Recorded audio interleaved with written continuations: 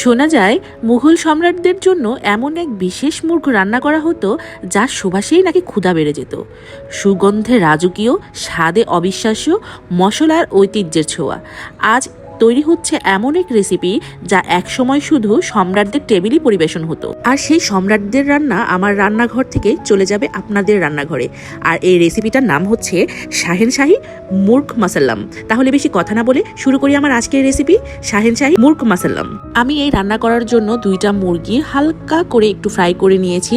ভালো করে দেখতেই পারবেন, রোস্ট করার জন্য আমরা যেরকম ডিপ ফ্রাই করি সেরকম না, কিন্তু হালকা একটা ফ্রাই হবে যাতে সব স্পাইসগুলো সুন্দর মতো মুরগিটার ভিতরে ঢুকে যায়। আর রান্নাটা সহজ করার জন্য আগে থেকেই যা যা রেডি করে রাখবেন তা একটু দেখিয়ে দিচ্ছি। তুমি লাগবে 1 কাপ বেরেস্তা, 1 কাপ টমেটো পিউরি, 1 কাপ টক দই, কাজু, কিশমিশ আর পোস্ত একসাথে ব্লেন্ড করে খুব মিহি করে একটা পেস্ট বানিয়ে নেব। এবার চুলায় একটা কড়াই বসিয়ে নেব, তারপরে দিয়ে দিব 1 কাপ পরিমাণ তেল, কারণ তেলটা একটু পরিমাণে বেশি লাগে। তেল আর ঘিয়ের রান্নায় এটা, যেহেতু শাহি শাহি একটা ব্যাপার স্যাপার আছে। তেলটা যখন হালকা গরম হয়ে আসবে এই পর্যায়ে আমি দিয়ে দিব গরম মশলা। গরম মশলায় থাকছে এলাচ, দারচিনি, লবঙ্গ, তারপরে হচ্ছে বড় এলাচ 2টা, স্টার অ্যানিজ আর কাবাব চিনি।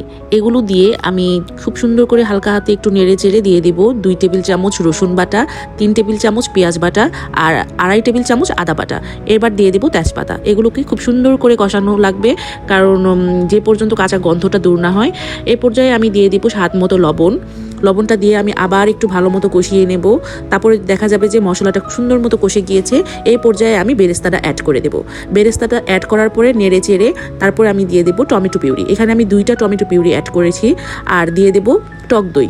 টক দইটা এখানে আমি 6 টেবিল চামচ অ্যাড করেছি, ছোট চামচের 6 টেবিল চামচ। এবার অ্যাড করব কাজু, কিশমিশ আর হচ্ছে কাঠবাদাম যে আমি একসাথে আর পোস্ত একসাথে যে ব্লেন্ড করে নিয়েছিলাম সেটা একটু পানি দিয়ে লিকুইড করে তারপর এখানে ঢেলে দেবো। এবার 5 মিনিট আমি খুব সুন্দর করে নেড়ে চেড়ে নেব। এরপর ড্রাই স্পাইসগুলো অ্যাড করে দেব।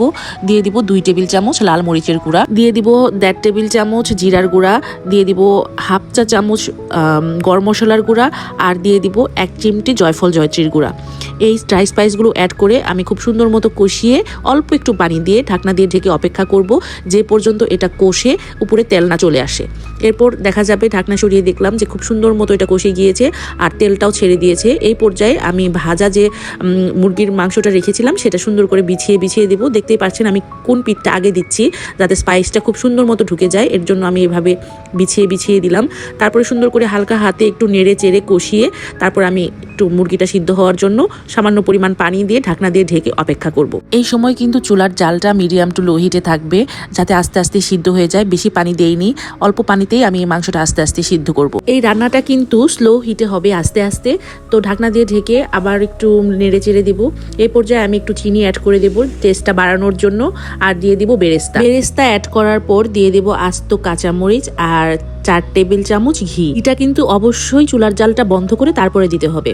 হয়ে গেল আমার আজকের রেসিপি শাহেনশাহী মুরগ মাসাল্লাম। আশা করি আমার রেসিপিটা আপনাদের কাছে সবার ভালো লাগবে এবং বাসায় অবশ্যই ট্রাই করবেন। আজ আর না, দেখা হবে নতুন অন্য কোনো ভিডিও নিয়ে। সে পর্যন্ত সবাই ভালো থাকুন, সুস্থ থাকুন আর অবশ্যই টেলস অফ নিশের সাথেই থাকুন। আল্লাহ হাফেজ।